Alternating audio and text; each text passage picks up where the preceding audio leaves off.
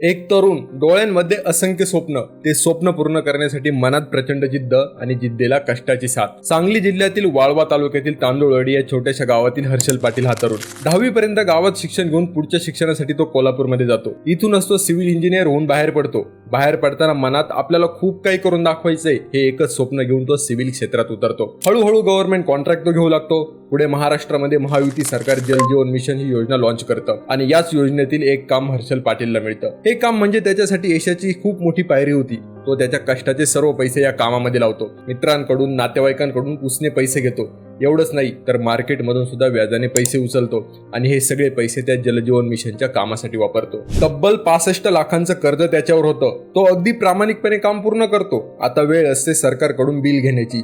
पण इथेच सगळे फासे फिरतात. महाराष्ट्रामध्ये विधानसभा निवडणुका घोषित होतात. सरकारकडून मतदारांना अट्रॅक्ट करण्यासाठी मोठमोठ्या योजना घोषित केल्या जातात. अनेक छोट्या मोठ्या कॉन्ट्रॅक्टरांची बिलं थांबवून ते पैसे त्या दुसऱ्या योजनांमध्ये वर्ग केले जातात आणि असंख्य कॉन्ट्रॅक्टरांची करोडोंची बिलं थकवली जातात. कारण कॉन्ट्रॅक्टरांना त्यांच्या कामाचे पैसे द्यायला सरकारच्या तिजोरीमध्ये पैसे शिल्लक नसतात आणि यात नुकसान होतं छोट्या आणि नवीन कॉन्ट्रॅक्टरांचं, ज्यांनी इकडून तिकडून मित्रांकडून, नातेवाईकांकडून पैसे घेऊन कामं पूर्ण केलेली असतात. आणि याच चिखलात रुतलेल्या अर्थव्यवस्थेचा बळी ठरतो हर्षल पाटील.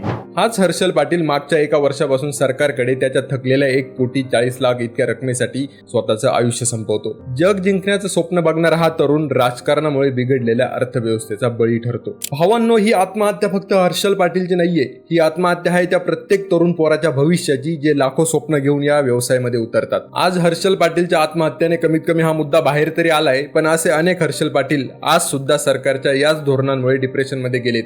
आजही अनेक हर्षल पाटील या भिकेला लागलेल्या अर्थव्यवस्थेचे बळी पडताय. या भिकेला लागलेल्या अर्थव्यवस्थेमुळे ते कोंडीत सापडलेत. आजही महाराष्ट्रातील कॉन्ट्रॅक्टरांचे एकूण 90,000 कोटींच्या आसपासची बिलं थकवली गेली. विचार करा मित्रांनो, महाराष्ट्र नक्की चाललाय कुठं? तुम्ही सत्तेतल्या पक्षाचे किंवा विरोधी पक्षाचे फॉलोअर्स असू द्या, तरीही तुम्हाला ही गोष्ट मान्यच करावी लागेल, कारण ही वस्तुस्थिती आहे.